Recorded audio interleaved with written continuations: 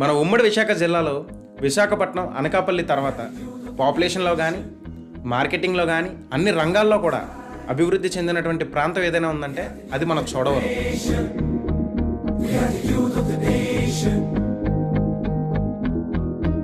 అలాంటి మన చోడవరం గత 22 ఏళ్లుగా అభివృద్ధికి ఆమడ దూరంలోనే ఉంది.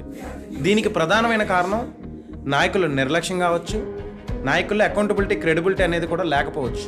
చుట్టుపక్కల ఉన్న నియోజకవర్గాలన్నీ రెవెన్యూ డివిజన్ కోసం, మున్సిపాలిటీ కోసం, డిపోల కోసం పోటీ పడుతుంటే మన చోడవరం ప్రాంతం మాత్రం సరైన ఫ్లోరినేషన్ లేక, డ్రైనేజ్ సిస్టమ్ మరీ వరస్ట్గా ఉండడం, తాగడానికి కూడా కుళాయి నీళ్ళు కూడా సరిగ్గా రాకపోవడం, మరీ ముఖ్యంగా రాకపోకలకు కూడా ఇబ్బంది పడుతున్నారు చోడవరం ప్రజలు.